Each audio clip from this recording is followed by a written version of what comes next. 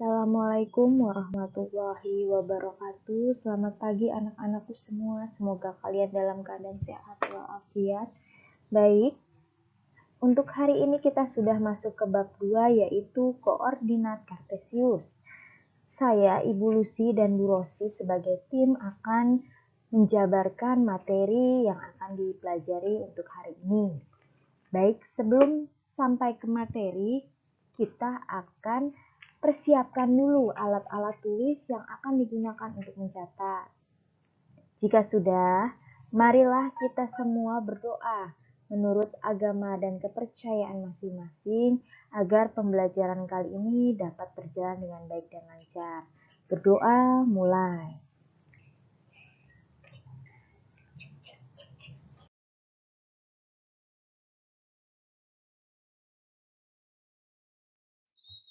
Baik, untuk yang pertama, Ibu akan menjelaskan kompetensi dasar. Ada 3.2, yaitu menjelaskan kedudukan titik dalam bidang koordinat kartesius yang dihubungkan dengan masalah kontekstual. Untuk 4.2, yaitu menyelesaikan masalah yang berkaitan dengan kedudukan titik dalam bidang koordinat kartesius. Jadi ini adalah kompetensi dasar untuk pelajaran bab 2 yaitu koordinat kartesius.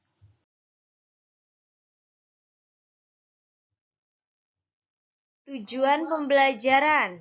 Tujuan pembelajaran setelah menyimak materi dari video atau PowerPoint ini, siswa diharapkan mampu 1.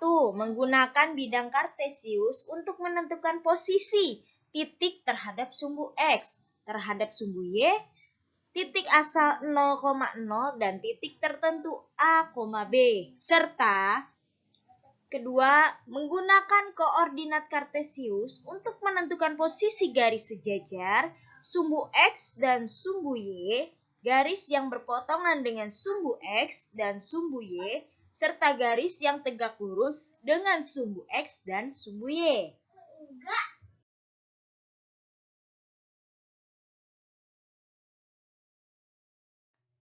Baik, untuk yang pertama kita bahas tentang posisi titik. Sistem koordinat kartesius dua dimensi disajikan dengan dua sumbu yang saling tegak lurus yaitu sumbu X dan sumbu Y. Kedua sumbu tersebut terletak pada satu bidang datar, bidang X dan Y. Kalian bisa lihat di sebelah kanan ada gambarnya. Itu ada angka 0 yaitu titik potong antara X dan Y yaitu titik pangkal. Ada sumbu X, ada sumbu Y. Yang vertikal itu Y, yang horizontal itu X. Dan titik pertemuan antara Y dengan X itu titik potong sumbu P yaitu X dan Y. Titik P yaitu X dan Y.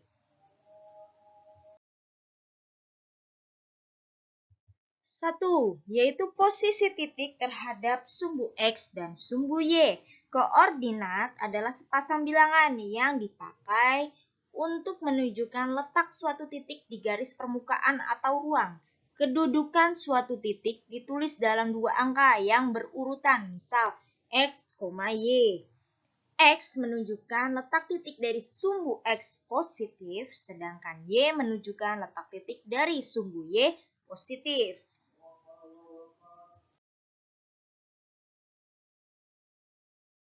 Yang kedua kita bahas adalah posisi titik terhadap titik asal 0,0 dan terhadap titik tertentu atau A, B. Titik 0, titik O atau 0,0 berada pada pangkal koordinat dari titik 0,0. Itu namanya pangkal koordinat. Untuk mencari nilai dari sumbu X dan Y bisa dengan cara menarik garis lurus. Kalian bisa lihat ada titik A, titik atau noktah. Jadi pertemuan antara garis titik, misalkan titik A, berarti kita lihat sumbu X-nya berapa? X-nya berarti 1, Y-nya yaitu 0, itu titik A. Kalian bisa lihat di gambar kembali, lihat antara sumbu X dan sumbu Y. Sumbu X-nya berarti kalian lihat posisinya ada di angka 2 titik B ya. B berarti 2, X-nya, Y-nya berarti 4. Berarti titik B berada pada posisi 2,4. Untuk yang C, kalian lihat angkanya. Kalian tarik lurus dari angka ke noktah atau titik yang C. Berarti di situ X-nya 5, Y-nya 7. Berarti 5,7. Untuk yang D, kalian lihat ada titik noktahnya, posisinya ada pada garis X, yaitu di angka 6 kalau ditarik garis lurus, dan garis Y berada di angka 4. Berarti titik D berada pada pola yaitu 6,4. Letak titik D yaitu 6,4.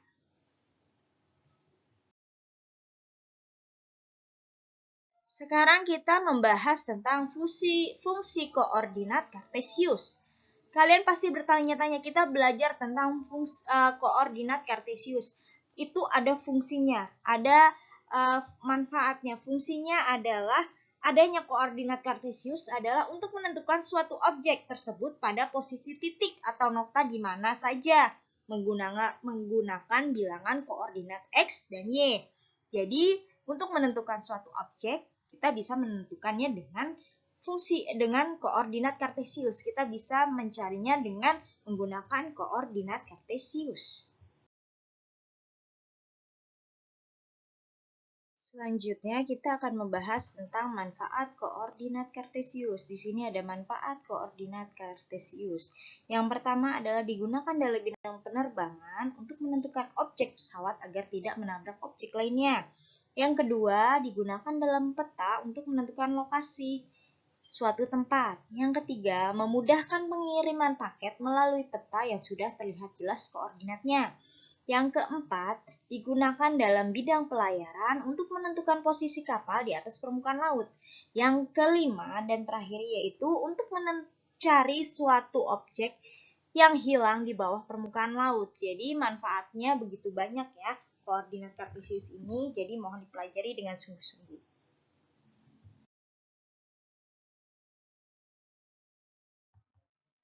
Baik, untuk materi kali ini Ibu sudahi cukup sampai di sini karena kita masih ada materi tentang koordinat kartesius. Nanti kita akan lanjut di pertemuan berikutnya. Untuk sekarang materinya kita sampai di manfaat koordinat kartesius. Untuk itu Ibu mohon kalian pelajari, kalian simak dengan baik-baik. Selebihnya setelah ini kalian akan mendapatkan soal untuk latihan. Kerjakan dengan baik dan teliti agar mendapatkan nilai yang maksimal. Ibu akhiri, wassalamualaikum warahmatullahi wabarakatuh.